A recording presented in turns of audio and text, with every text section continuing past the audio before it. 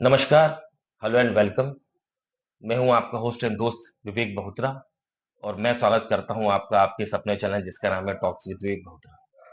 Friends, मैं एक बार फिर आपके लिए लाया हूं एक नया पॉडकास्ट। इस पॉडकास्ट में हम लोग बात करने वाले हैं राकेश निंदानी, जो एक एडवोकेट है और अपनी आवाज से संगीत जगत में अपनी एक अलग पहचान बनाकर इस भोपाल शहर में एक जाना पहचाना नाम है।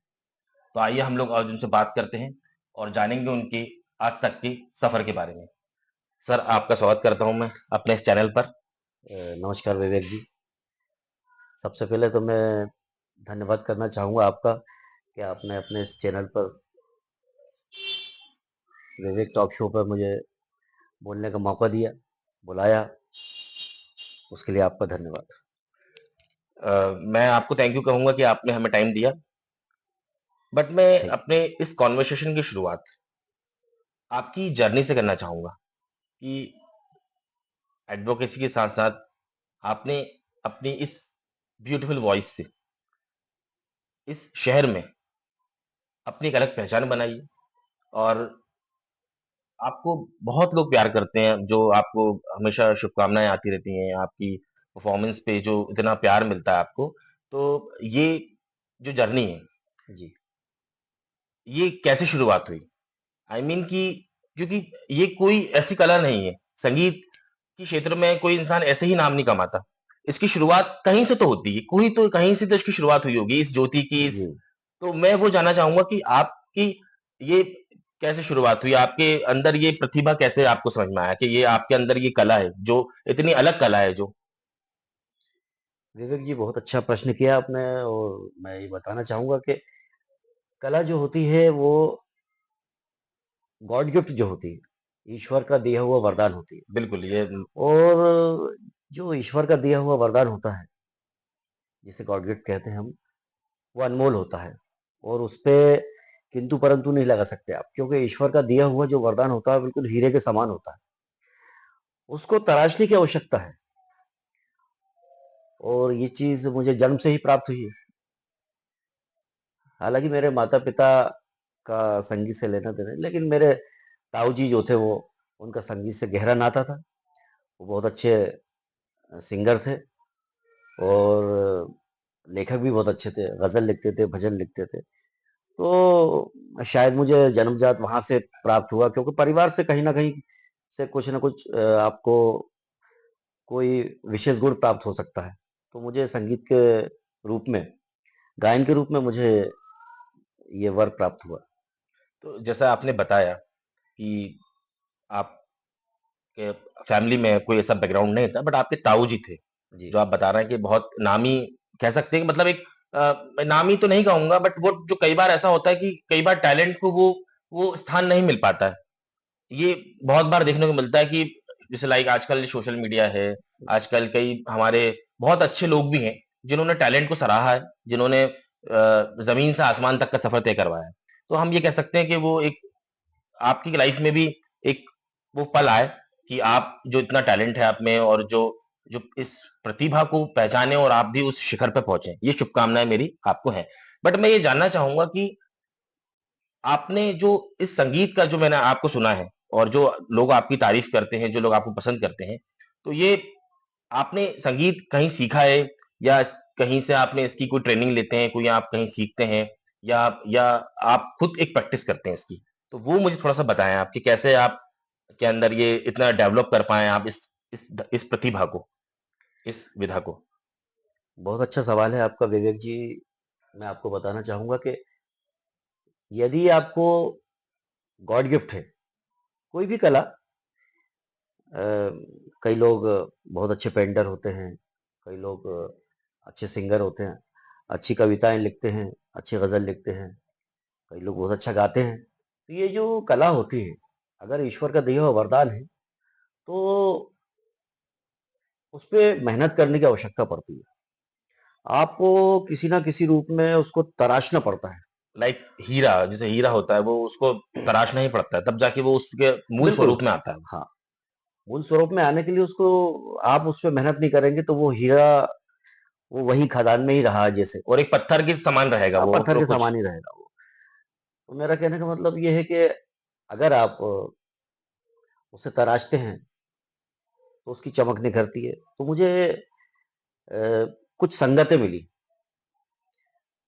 और बचपन से ही, क्योंकि गायन का शौक था, तो स्कूल में जब गाते थे, तो वहाँ भी अव्वल नंबर पे रहते थे।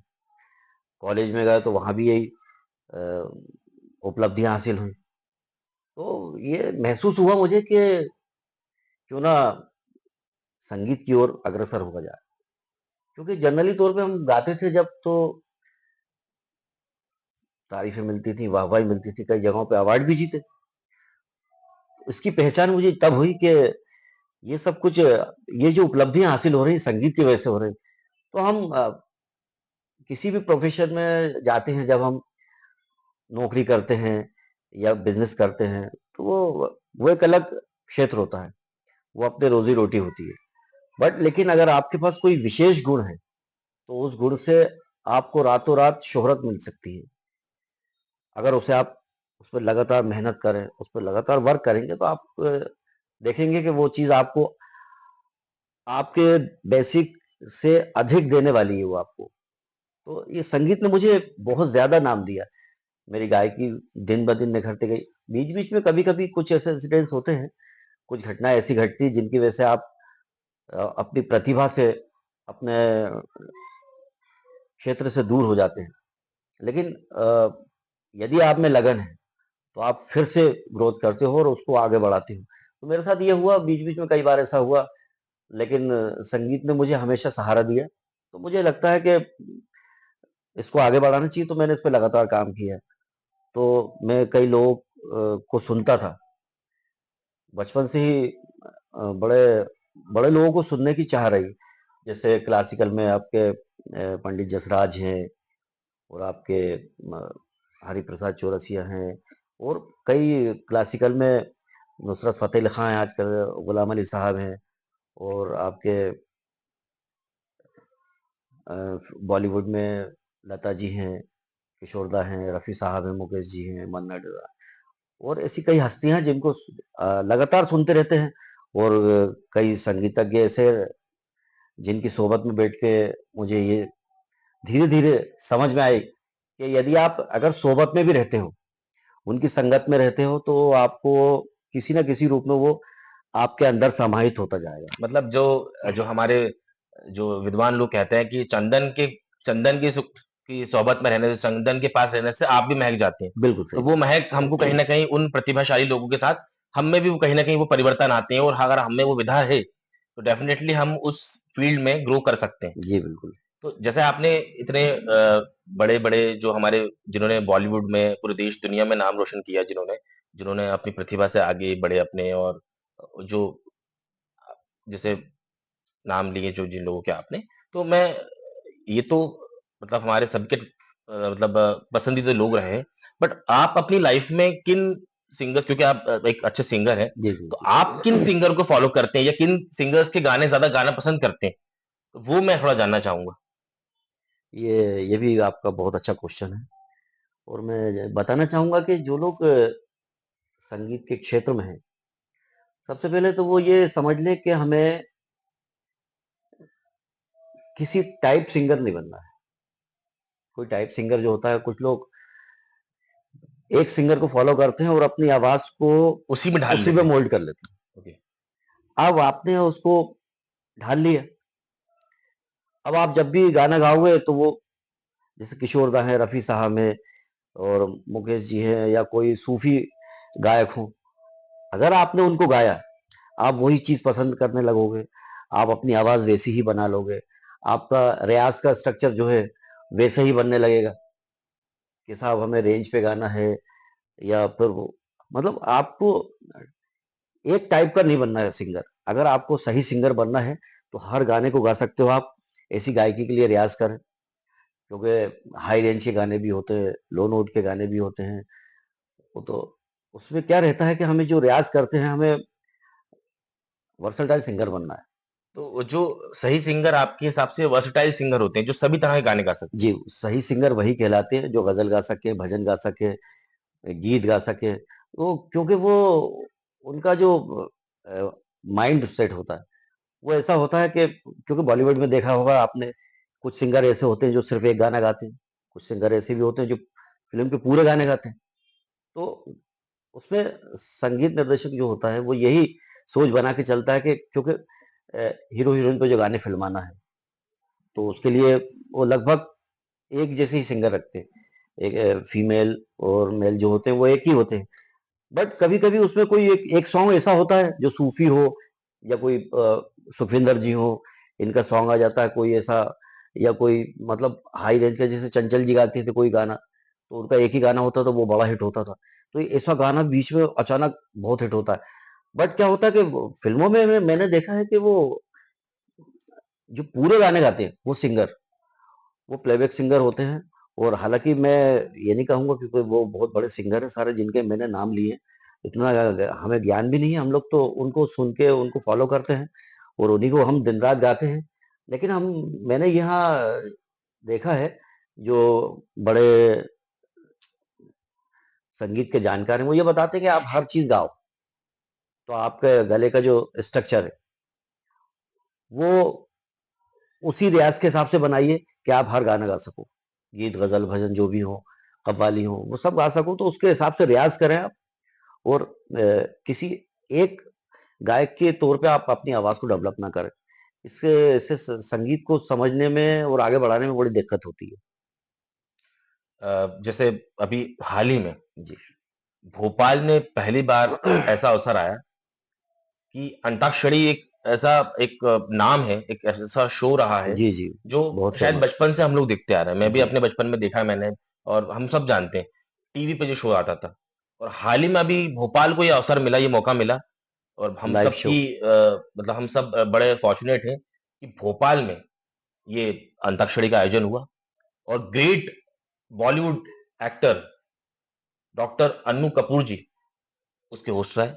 और उन्होंने अपने अपने अंदाज में जो उनका एक प्यारा सा अंदाज है जिसकी वजह से वो जाने जाते हैं, उस अंदाज में उस अंताक्षरी को उन्होंने पूरा कंडक्ट किया। और मैं बताना चाहूँगा कि आप भी उसका पार्ट रहे, जी, क्योंकि मैंने कई न्यूज़पेपर, सोशल मीडिया पर मैंने आपकी की कटिंग्स देखी और आपके चाहने वालों ने वो शेयर की और कई जगहों पर जी। मुझे सुनने को मिला और बड़ा ये बड़े खुशी की बात है, बड़े गर्व की बात है कि हमारे बीच वो व्यक्ति हैं जिन्होंने उस कॉम्पिटिशन को, उस अंताक्षरी को विन किया। तो मैं आपको बहुत सारी बधाइयाँ, शुभकामनाएँ देता हूँ। Thank you. लेकिन मैं थोड़ा-सा उसमें डिटेल में जाना चाहूँगा कि हमको क्योंकि हम लोग जो आम लोग हैं, जिनका संगीत से कोई डायरेक्ट कनेक्शन नहीं है, तो हम तो सीधे रिज़ल्ट देखते हैं कि रिज़ल्ट क्या आया, न्यूज़पेपर में देख लिया हमने, सोशल मीडिया पे। बट उसके पीछे काफ़ी लंबी जर्नी होती है, ऑडिशंस होते होंगे आई थिंक, बिल्कुल। रजिस्ट्रेशन होता होगा या तो वो क्या कैसे आप गए, कैसे आपको जानकारी मिली और किस तरह के राउंड रहे, वो सारे चैलेंजेस थोड़ा-सा उसको आप ब्रीफ करें हमको, ताकि हमको भी पता चले कि ऐसे ही नहीं जीता आपने, उसके पीछे कितने एफर्ट्स रहे आपके। जी, बिल्कुल। वो थोड़ा-सा हमारे दर्शकों को पता चलेगा, तो वो एक हमारे लिए एक इंटरेस्टिंग चीज़ होगी। जी, बिल्कुल ये संगीत को आगे बढ़ाने के लिए ये जानकारी भी होना बहुत ज़रूरी है क्योंकि जब ऑडिशंस होते हैं, शहर में जब अभी हाल ही में अंताक्षरी का एक ज़बरदस्त लाइव शो हुआ भोपाल में, और उस विनिंग टीम का मैं हिस्सा रहा। तो इसके लिए मैं मतलब बहुत ज़्यादा गौरवान्वित महसूस कर रहा हूँ। तो मैं ऑडिशन मुझे रजिस्ट्रेशन कर मेरे मित्र हैं, उनके माध्यम से रजिस्ट्रेशन हुआ, जानकारी मिली मुझे, तो मेरा रजिस्ट्रेशन करवाया गया और उसके बाद जब मैं ऑडिशन देने गया तो उसमें भी थोड़ा-सा, क्योंकि इतने बड़े शो में, इतने बड़े शो का पार्ट बनने के लिए, हिस्सा बनने के लिए अपनी योग्यता का लोहा मनवाना ज़रूरी है। आप कितने पानी में ये पता लग जाता है ऑडिशन देने पे। तो मुझे ये बताने में ज़रा भी गुरेज़ नहीं होगा कि पहले राउंड का ऑडिशन हुआ, उसमें हम सफल रहे। दूसरे राउंड के ऑडिशन हुए, उसमें भी हम सफल रहे। तो खुशी का ठिकाना ना रहा। फिर उसके बाद इतने बड़ा मंच तैयार हुआ, इतना खूबसूरत मंच था, शानदार ऑडिटोरियम है, और वो शाम ही एक अलग शाम थी। और कुछ समय, कुछ घंटे ये प्रोग्राम चला। अंततः एक विनर टीम उभरी मस्ताने के तौर पे, और उस टीम का, विनर टीम का मैं हिस्सा रहा। ये मेरे लिए गर्व का विषय रहा, और इसी से मुझे बहुत, अभी तक मैं, मुझे लगातार बधाई संदेश मिल रहे हैं, फ़ोन आ रहे हैं लगातार। मैं मतलब सो भी नहीं पा रहा हूँ, सुबह से ही बधाइयों का तांता लगा है कि आप विनर टीम का हिस्सा हैं। तो ये कोई मतलब ये अगर हम लोग बात करें जो नॉन जो मतलब एडवोक जो लॉ प्रोफेशन से जुड़े हुए हैं या किसी भी फील्ड से हैं बट संगीत से उनका उतना रिश्ता नहीं है, वो इस बात को नहीं समझ पाएंगे कि ये एक उपलब्धि होती है अपने आप में, जी, क्योंकि एक बड़े मंच पर जो कोई पहली बार कोई अवसर मिले हमको एक बड़े मंच पर जाना और कई स्टेजेस पार करना और वहां पर खुद को साबित करना जी, और फिर इतने सारे प्रतिभाशाली लोगों के बीच में से निकल कर आगे आना, ये एक बड़ा एक टास्क है, एक बड़ा एक चुनौती थी जिसको आपने पार किया। तो ये मैं इस चुनौती को पार करके आपने जीता और हम सबको गौरवान्वित महसूस करवाया आपने, उसके लिए मैं फिर से आपको बधाई देता हूँ। बट ये जो आपने पूरी बात बताई, ये जो पूरी आपने हमको स्टोरी सुनाई है, ये स्टोरी कंप्लीट नहीं होगी जब तक आप ये नहीं बताएंगे कि आपने ऑडिशन में कौन सा गाना गाया था और आप सुनाएंगे नहीं जब तक गाकर हमारे दर्शकों को, जी, क्योंकि बिल्कुल। मुझे पता है जो आपके फैंस आपके चाहने वाले आपके शुभचिंतक दिख रहे हैं वो यही चाहेंगे कि आपने इस बातचीत में कहीं आपने वो एक भी हमको गाना नहीं सुनाया, तो वो पहले आप सुनाएंगे फिर ये बातचीत आगे बढ़ेगी, अदरवाइज ये आगे नहीं बढ़ेगी। जी, बिल्कुल, मैं आपको बताना चाहूँगा एक गाना जो मैंने ऑडिशन में सुनाया था। हालाँकि गाना कोई-सा भी गाएँगे, सिलेक्शन तो हो ही चुका था। तो मैं आपके समक्ष एक गाना गा देता हूँ, क्योंकि 2-4 गाने गब गाते हैं, वो भी उनकी समझ के हिसाब से सुनते हैं, वो जितना सुनते हैं वो अद्भुत है उनकी समझ, सोच। अन्नू कपूर जी स्वयं मौजूद थे। मैं भाग्यशाली हूँ कि इतने बड़े स्टार के बीच में मैं उनके समक्ष ऑडिशन दे रहा था। तो मैं आपको एक गाना बताता हूँ। खूबसूरत है वो इतना, सहा नहीं जाता, कैसे हम खुद को रोक लें, कहा नहीं जाता। खूबसूरत है वो इतना, सहा नहीं जाता, कैसे हम खुद को रोक लें, रहा नहीं जाता। चांद में दाग है ये जानते हैं हम, लेकिन रात भर देखे बिना उसको रहा नहीं जाता। खूबसूरत है वो इतना, कहा नहीं जाता। ये सुनने के बाद मेरे डाउट्स क्लियर हो गए हैं, लेकिन जो हमारे व्यूअर्स हैं उनके भी डाउट्स क्लियर हो चुके होंगे इस बात में कि आप क्यों विन हुए और क्यों आप लोग आपकी गायकी को लोग पसंद करते हैं। सो वो आपने गाकर आप आज हमारे दर्शकों के लिए और मेरे लिए भी आपने वो चीज़ की, उसके लिए थैंक यू। विवेक इतना जी, मैं इतना बताना प्यारा चाहूँगा कि आपने हाँ, मैं थोड़ा-सा उसमें बताना चाहूँगा कि वो अंताक्षरी एक ऐसा स्टेज है, इसमें थोड़ा-सा कुछ नयापन था, क्योंकि लगातार गाने गाने का अवसर अंताक्षरी में होता है। बट ये इसमें कई स्टेजेस ऐसे आए कि संगीत उसमें क्वार्टर राउंड था, थोड़ा-सा म्यूज़िक बजा दिया, इतने में पहचान करके तुरंत ही गाना, और विजुअल में भी था, वीडियोस दिखाते थे, थोड़ा-सा शॉर्ट दिखाया, उसमें आपको पहचानना कौन-सा गाना है। ऐसे करके 2-4 राउंड ऐसे थे, और लेकिन लाजवाब था वो अनुभव कि उसमें हम लगातार स्टेप बाय स्टेप हम आगे बढ़ते जा रहे थे। कई बार ऐसा हुआ कि एक टीम बिल्कुल हम सब बराबरी पे थे। फिर उन्होंने अवसर दिया कि भाई बराबरी पे तो उसको, सही बात है क्योंकि एक को क्योंकि तो जीतना जीतना किसी एक को था, हाँ, और जीतना किसी अगर एक को था। टाई रहेगा तो फिर हाँ, हाँ, वो बात नहीं रहेगी वो उसमें। बड़ा मतलब रोमांचित करता था कि ये क्या होने वाला है। लास्ट मोमेंट पे मुझे, हम लोग जब उन्होंने एक गाने का छोटा-सा मुखड़ा उन्होंने, तो पहचानने में हमारे साथियों को बड़ी दिक्कत हो रही थी। एक गाना ऐसा था वो जो जो हमें जीत की ओर ले जाता था। तो अच्छा, वो गाना उन्होंने थोड़ा-सा ट ट ट ट ट ट ट बस इतना करके छोड़ दिया। तो ऐसे समझ पाना तो बड़ा हाँ, मुश्किल है। हाँ, सारे के सारे परेशान। 2 बच्चियाँ थी, एक एक सरगम थी और एक एक बच्ची और थी, उसका नाम मैं भूल रहा हूँ, क्षमा चाहूँगा। और अपने संजय शर्मा करके थे हमारे एक साथी और, वो भी नहीं पहचान पाया, वो काफ़ी अनुभवी थे और मुझसे उम्र में बड़े थे। तो उनका अनुभव था, लेकिन वो भी कह रहा है, यार राकेश भाई ये। तो ऐसा बड़ा कोई टिपिकल गाना शायद। हाँ, लेकिन मेरे नॉलेज में ये एकदम माइंड क्लिक किया कि हम बचपन में वो फ़िल्में देखते थे, ब्लैक एंड व्हाइट टीवी थी हमारे घर में, तो वो देखते थे। ये शम्मी कपूर जी का गाना है वो, और वो सवेरे वाली गाड़ी से चले जाएँगे। बस मेरे दिमाग में, मैंने तुरंत ही माइक पकड़ा, उनका मतलब ये बताइए, सवेरे वाली गाड़ी से चले जाएँगे, सवेरे वाली गाड़ी से चले जाए। बस ये गाने ने हमें विनर बना दिया।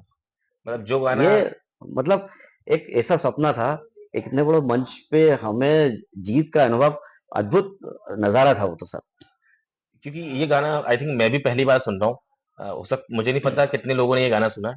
बट अगर ये एक कहीं न कहीं इसको हम कह सकते हैं डेडिकेशन, जी, कि संगीत से हमारा इतना जुड़ाव है कि जिस जिस दौर में शायद हम होंगे भी नहीं, उस दौर के गानों को भी हमने सुना, पसंद किया और अपने मेमोरी में अपने अपनी जहाँ पे हम कलेक्शन रखते हैं हमारा माइंड में, वहाँ आपने उसको स्टोर किया और आज उस मेमोरी ने, आज उस बिल्कुल, डेडिकेशन बिल्कुल। ने आपको बहुत अच्छी बात, बिल्कुल, जीत की ओर लेके गए। जबकि बिल्कुल। आप ये बात बड़े भरोसे के साथ कह रहा है, विश्वास के साथ कह रहा है कि जितने लोग वहाँ थे, मोस्टली लोग कन्फ्यूज़ थे कि ये कौन-सा गाना है। बट वो ये कला के प्रति हमारा समर्पण ही होता है कि हाँ, हमको हम कहीं 4-5 न 6 कहीं ग्रुप थे, हाँ, वो सारे के सारे कन्फ्यूज़ थे कि भाई ये, तो उसमें हमें, हम जो मतलब, मैंने अभी कहा था थोड़ी देर पहले कि गॉड गिफ्ट, यानी ईश्वर का दिया हुआ वरदान है अगर आपको, वो तो काम करता ही है। लेकिन उसको रियाज़ करके आप ना, क्योंकि मैं फिर लगातार मूवीज़ देखता था, तो उसमें गाने बहुत ध्यान से सुनता था। कैसे गा रहा है, क्या उठा रहा है, क्या क्लासिकल है, क्या मुर्गियाँ हैं, किस तरह से ये सब चीज़ें मेरे ईश्वर की तरफ से ही वो अंदर उतरती थी। तो ये चीज़ आखिर में आज काम आई कि उस शो के अंदर मैंने इतना पुराना अचानक याद आया। इतने मेरे साथ में बैठे हुए थे लोग, उनको किसी को समझ नहीं आया कि इतने ज़रा सा क्लू दिया उन्होंने म्यूज़िक देके, और वो गाना मैंने पकड़ लिया साहब, और अद्भुत नज़ारा था वो। तो कह सकते हैं कि आपका जो कलेक्शन था, उस कलेक्शन में से आपने वो चीज़ निकाली, तो हम जी। इससे हमको ये समझ में आता है कि लाइफ़ में कोई भी चीज़, अगर हम कोई चीज़ याद करते हैं, कोई चीज़ सीखते हैं और अगर उसको हम क स्टोर करते हैं माइंड में, तो वो कभी न कभी लाइफ़ में काम आता है। लाइक हम एग्ज़ाम की तैयारी जो बच्चे करते हैं, हाँ, वो अपने पूरी जर्नी में, स्कूल की जर्नी में, कॉलेज की जर्नी में बहुत सारी चीज़ें पढ़ते हैं। कोई कैलकुलेशन पढ़ते हैं, कोई कह सकते हैं कि समीकरण पढ़ते हैं, तो वो कई बार लाइफ़ में काम आता है। तो हाँ, इस टाइप से कुछ आपका हुआ। बट मैं इस कन्वर्सेशन को कंप्लीट नहीं मानूँगा कि अगर मैं ग्रेट अन्नू सर के बारे में बात ना करूँ। जी, क्योंकि वो उनको हम बचपन से देख रहे हैं और उन्होंने जिस-जिस मूवी में भी काम किया है, उन्होंने अपनी एक छाप छोड़ी है। बिल्कुल। और ऐसे उनके किरदार रहते थे कि आदमी सोच नहीं पाता था कि इस किरदार का भी उसमें फ़िल्म में काम हो सकता है क्या? और वो किरदार पूरी फ़िल्म में छा जाता था। बिल्कुल। तो वो मैं वेक्स उनका, वो जो फ़िल्मों में उनका रूप रहता है, वैसा ही रूप उनका यहाँ पे भी था। तो कुछ मत आप ये हाँ, मुझे बताएँ, मैं एक्चुअली में ये जानना चाहता हूँ कि अन्नू सर के साथ आपने कुछ दिन बिताए हैं कुछ और समय बिताया। स्टेज पर भी रहे हैं वो, जी, पूरा प्रोग्राम उन्होंने कंडक्ट किया। तो बिल्कुल। कैसा, क्या उनको, उनकी पर्सनैलिटी कैसी है? उनका ऑरा क्या है? और आप लोग उनसे कितने प्रभावित हुए? क्या सीखा आपने? थोड़ा-सा 2 लाइन में वो बताएँ मुझे। विवेक जी, मैं बताना चाहूँगा कि अन्नू जी मतलब अद्भुत प्रतिभा के धनी हैं। ज्ञान का इसमें तो तो कोई भंडार है। डाउट नहीं है। वो खुद एक मतलब अब चलती-फिरती एक हाँ, कह मतलब सकते हैं कि कला की मूर्ति है वो। लाइब्रेरी है वो, एक हाँ, जानकारी का मतलब भंडार है वहाँ। गायन के क्षेत्र में भी ज़बरदस्त उनकी पकड़ है, और अभिनय के क्षेत्र में तो उनका महारथी हैं वो। और हम लोगों को वो कई बातें ऐसी बताते थे, मतलब हम लोग को इतना उन्होंने प्रोत्साहित किया कि हम ऑडिशन देने में तत्पर हुए। क्योंकि किसी इतने बड़े स्टार के सामने आप ऑडिशन कैसे दे पाओगे? उसको आप देखते ही रहोगे। लेकिन वो हमें इतना मोटिवेट करते थे, प्रोत्साहित करते थे गाने के लिए।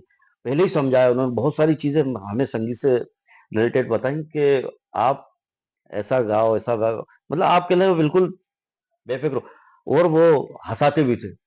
लगातार हम लोग को एनर्जी देते थे, खूब हम लोग, ऐसा लगता था पारिवारिक माहौल है, हम घर में बैठे हैं अपने। हमें लगा ही नहीं कि वो इतनी बड़ी हस्ती हमारे बीच में है, और हम लोग डरे सहमे बिल्कुल नहीं थे। अच्छा, अब मैं थोड़ा-सा आपको पीछे लेके जाऊँगा कि आपकी जो म्यूज़िक की लाइफ़ है, वो आप बता रहे हैं स्कूल से शुरू होती है। जी। तो आप जब स्कूल में परफ़ॉर्म करते थे, फिर स्कूल के बाद कॉलेज आया, तो वो टाइम आपका कैसा था? उस दौरान जब आप संगीत आप जब अपना आप कोई परफ़ॉर्म करते थे आप या म्यूज़िक की बात होती थी, तो वहाँ पर कैसा रिस्पॉन्स मिलता था आपको और वो टाइम कैसा था आपका? वो थोड़ा मुझे बताएँ क्योंकि उस दौरान भी आपने बहुत बार आपको मौका मिला होगा परफ़ॉर्म करने का। आपके दोस्तों के बीच में क्या माहौल था?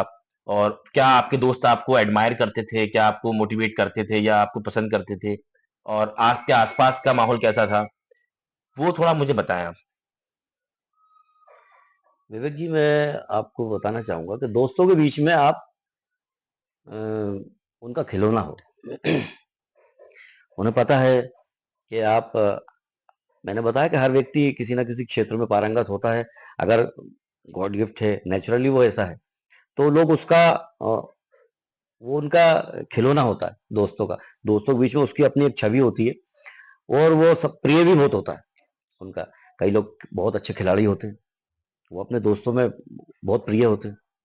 कई लोग रंगमंच से जुड़े हैं, कई लोग बहुत अच्छे कवि हैं, शायर हैं। तो मैं सिंगर के तौर पे मुझे लगता है कि सिंगिंग एक ऐसा क्षेत्र है जो एक अंतिम पंक्ति के व्यक्ति जिसको संगीत से लेना देना नहीं है, लेकिन वो गाना सुनता है साहब, वो गाना सुनता है, और खो जाता है, हाँ, मंत्रमुग्ध हो वो जाता है अगर कह सकते गाता नहीं है तो भी आपको कहता है यार, कोई किसी को सुन रहा होगा, कोई कोई टैलेंट शो आते हैं कहीं, तो कहते हैं ये लड़के ने अच्छा नहीं गाया, वो नहीं गाया उसने, तो वो मतलब मैं उनके बीच में उनका खिलौना रहता, तो मुझसे कहते थे यार बॉबी वो अ, गाना सुनाओ। तो मुझे कभी कभी ऐसा लगता था कि ये लोग मुझे रेडियो समझ रखा है कि उन्होंने स्विच ऑन किया और मैं गाना शुरू कर दूं। तो मैं कभी कभी गुस्सा हो जाता, तो कहना अब इतना घमंड।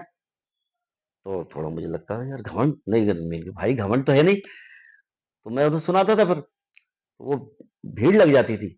लेकिन आज मुझे ये समझ में आता है कि वो भीड़ क्यों लगती थी, क्योंकि वो गाना इतना अच्छा लगता था उन्हें कि वो लगातार वहीं बैठे रहते थे। कला के कदरदान थे हाँ, वो। हम युवावस्था में या बचपन में वो उस चीज़ को समझ नहीं पाते। लेकिन मैंने अभी कुछ देर पहले कहा था कि लोग संगीत में, गायन के क्षेत्र में जाएँ तो लोग अधिकतर, किसी-किसी की आवाज़ ऐसी होती है कि वो सूफ़ी गाने के हिसाब से बनती है। किसी-किसी की आवाज़ ऐसी होती है कि वो मतलब हर प्रकार के गाने गा सकते हैं। तो ये स्ट्रक्चर भी ईश्वर का दिया हुआ होता है। मुझे तो ईश्वर ने जो दिया है वो हर प्रकार के गायन के लिए दिया है। मैं गीत, गज़ल, भजन, कव्वाली सब गा लेता हूँ। और मैंने उन लोगों का नाम भी लिया जो बड़ी-बड़ी हस्तियाँ, कि फ़िल्मों के अंदर जब वो कुछ सिंगर ऐसे होते हैं जो पूरे गाने गाते हैं, और एक सिंगर ऐसा होता है सिर्फ़ एक ही गाना कोई एक गाता है। गाना गाता। लेकिन सर मैं आपको बता दूँ, वो जो पूरी पिक्चर में जो सिंगर मेल फीमेल गाते हैं पूरे गाने, उनमें एक गायक जो होता है, जो एक एक गाना जिसको दिया जाता है, वो पूरे गानों के भारी बराबर ही रहता है। होता है। भारी तो नहीं कहूँगा, वो बराबर होता है। वो उसको उसको भी नहीं भूल सकते, क्योंकि संगीत निर्देशक जो होता है, संगीतकार, वो ये सोचकर ही उस गाने को लेके आता है, उस गायक को लेके आता है कि ये गाना इस फ़िल्म की जान है। हालाँकि पूरे गाने जो बज रहे हैं, वो गाने अपने आप में एक स्थान रखते हैं, और वो घरों-घर बज रहा है। हम सब गा रहे हैं लगातार। बट वो गायक जो एक गाना गा रहा है, उसका भी लाजवाब है। इसमें हम कोई तुलना कर ही नहीं सकते, क्योंकि वो तो अद्भुत सिंगर है। अभी हम इस ओर सीख रहे हैं, हम समझ रहे हैं कि किस तरह से हमें, अब क्योंकि संघर्षों का दौर ज़्यादा रहा है, तो काफ़ी समय लग गया संगीत को आगे बढ़ाने में। लेकिन सीखने की कोई उम्र नहीं होती। लता जी उदाहरण हैं, आशा जी उदाहरण हैं, आज भी हैं। तो मतलब वो आज भी रियाज़ कर रही हैं, तो फिर हम लोग तो अभी, उम्मीद है बहुत, संभवतः अ, दर्शकों का बहुत प्यार मिलेगा, तो हम आगे बढ़ेंगे, और मिल ही रहा है। तो जो जैसा आपने बताया कि कॉलेज का टाइम हो जी, या स्कूल की बात हो या आपके फ्रेंड्स ग्रुप हो, जी, वहाँ आपको बहुत प्यार मिला, लोगों का बहुत बहुत ज़्यादा। एप्रिसिएशन मिलता था।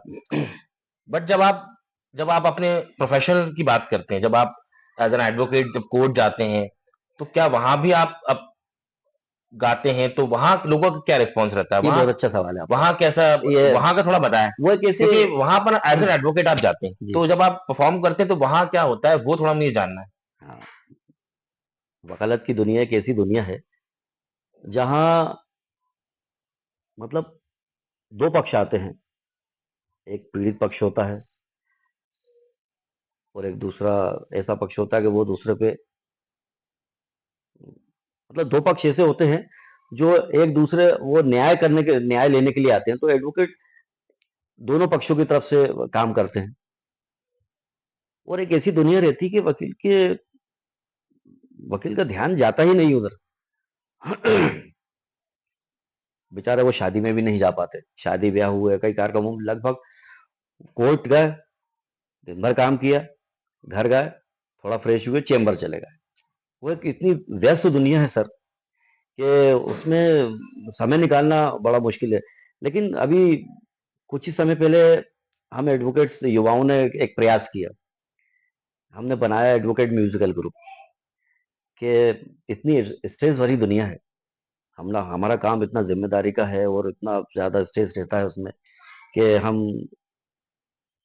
इससे कैसे बाहर निकले। तो मुझे इसका श्रेय जाता है। मैं इस बात से खुश हूँ कि हमने किया कि क्या करें यार, ये संगीत और वकालत दोनों बड़ी अलग-अलग चीज़ हैं। लेकिन हमने एक प्रयास किया हमारे एडवोकेट्स में इस स्टेज से दूरी बनाने के लिए और फ्रेश माइंड हो जिससे। स्पोर्ट्स भी है हमारे यहाँ, हम लोग खेलते भी हैं, कुछ लोग साहित्य में भी हैं। संगीत ने बहुत ज़्यादा एक अलग हम लोग को ध्यान बाँटा है। हम लोग वरिष्ठों से भी निवेदन करते हैं कि सर ये हम प्रोग्राम कर रहे हैं, इसमें आइए, तो उनका बड़ा सहयोग रहता है, आशीर्वाद रहता है। तो हम लोग जब ने ग्रुप बनाया कि एडवोकेट म्यूजिकल ग्रुप है हमारा, हमने ऐसे कलाकार भी हमारे बीच में जो बहुत अच्छा गाते, लेकिन वो उन्हें पता ही नहीं कि हम गा सकते, क्योंकि काम में इतने व्यस्त हैं। तो हमने वो ग्रुप बनाया और हमने पहला शो किया तो ज़बरदस्त हिट हुआ। उससे हमारा और मनोबल बढ़ा। एक ग्रुप मैंने उसमें एक और बनाया है, उसमें संगीत सरोवर म्यूजिकल ग्रुप है मेरा। क्योंकि एडवोकेट का जो प्रोग्राम होते हैं वो बड़े काफ़ी समय बाद होते हैं, क्योंकि हम लोग समय कई महीनों पहले हम लोग उसकी तारीख तय करते हैं, तब जाके हम उस प्रोग्राम को कर पाते हैं। तो एक शो मैं क्योंकि संगीत के क्षेत्र में काफ़ी आगे तक आ चुका हूँ, तो मुझे लगातार प्रोग्राम में जाने का अवसर मिल रहा है और मिलता रहा है। तो मुझे मेरे दोस्तों के द्वारा काफ़ी सहयोग मिला है और आज मैं इस शो का हिस्सा बना हुआ अंताक्षरी का। यही कारण है कि संगीत की वजह से। तो इसका तो हम ओवरऑल ये समझें, चाहे स्कूल की बात हो, कॉलेज की बात हो, चाहे आपके जो आपके आउटसाइडर फ्रेंड्स हों और चाहे आपके प्रोफ़ेशन की बात हो, जी। आपके वर्किंग प्लेस की, वहाँ आपको हर जगह आपके संगीत को प्यार करने वाले, आपको सपोर्ट करने वाले और आपके वेल विशर मौजूद हैं। ऐसा सर वो हमारे यहाँ प्रोग्राम करते हैं हम लोग एडवोकेट्स। आप भी एडवोकेट्स हैं हुँ, और आप अच्छे एडवोकेट हैं। हुँ।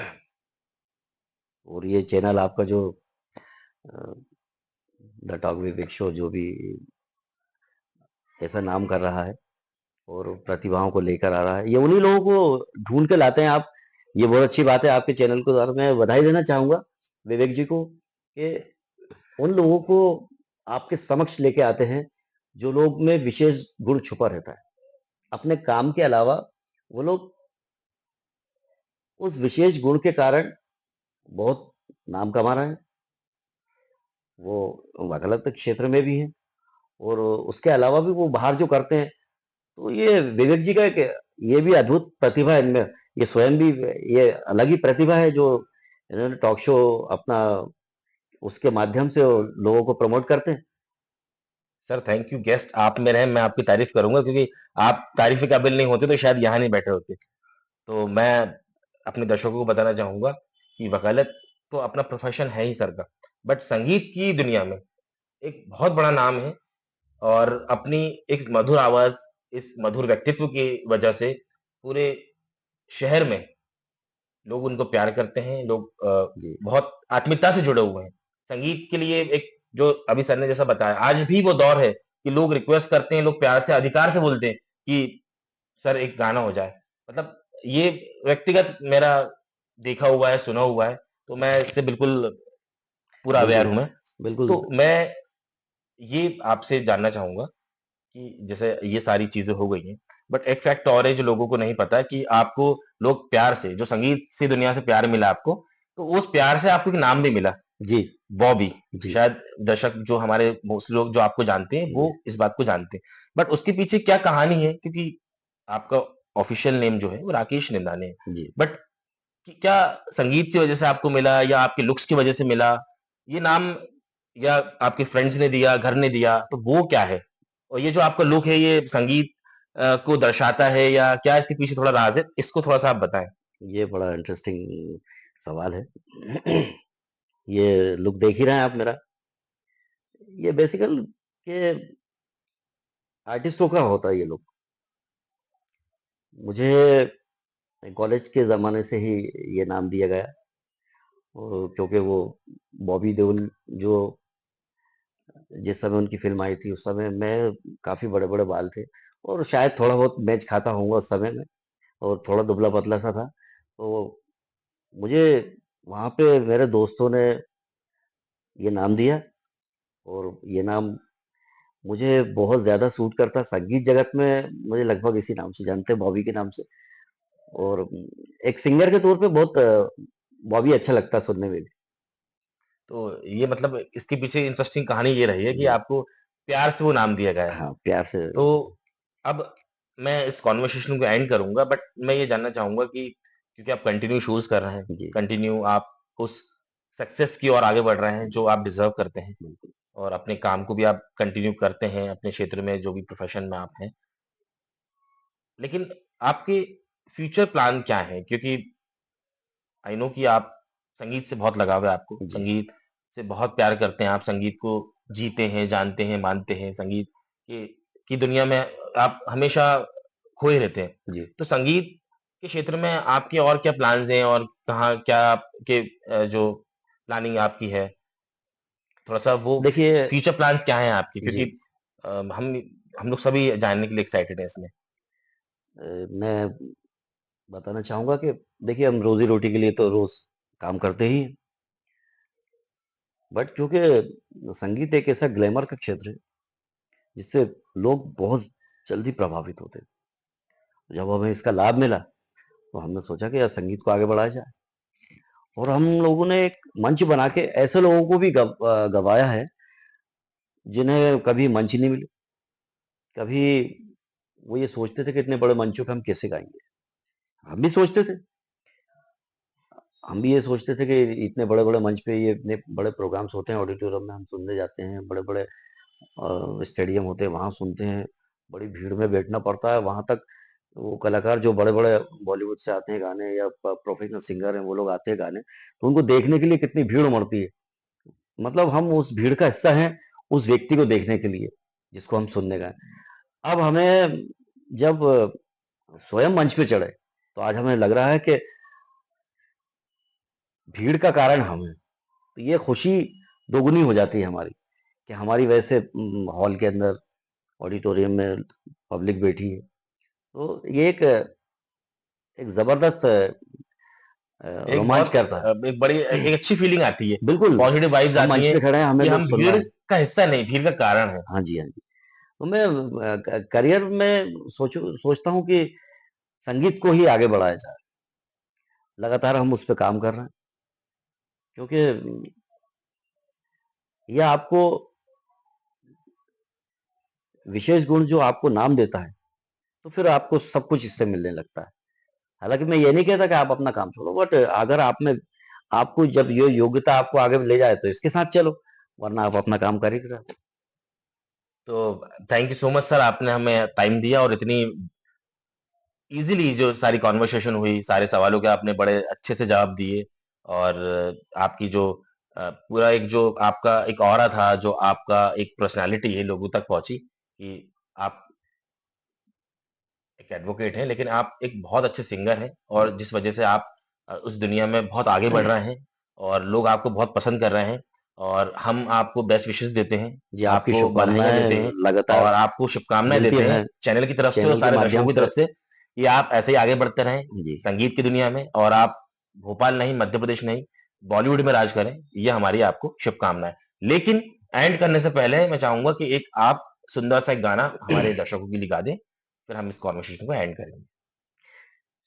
दोस्तों मैं फिर से कहना चाहूँगा कि संगीत या कोई भी कला के क्षेत्र में आप जब तक पारंगत नहीं हो सकते, जब तक सीखने की आप में ललक नहीं है और आप सीखते रहें और आगे बढ़ते रहें इस गाने के साथ।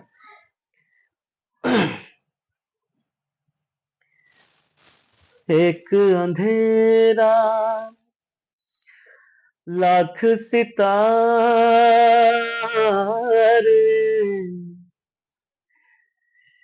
एक निराशा लाख सहारे,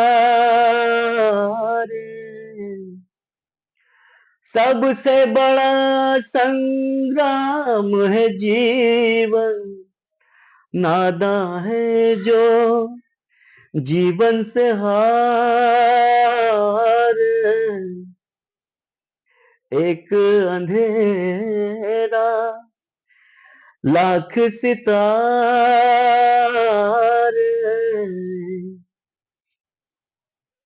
very nice, thank you so much. आपने हमारे दर्शकों के लिए गाना गाया जी, थैंक और यू। आप सभी का भी धन्यवाद हमारे साथ जुड़ने के लिए। नमस्कार।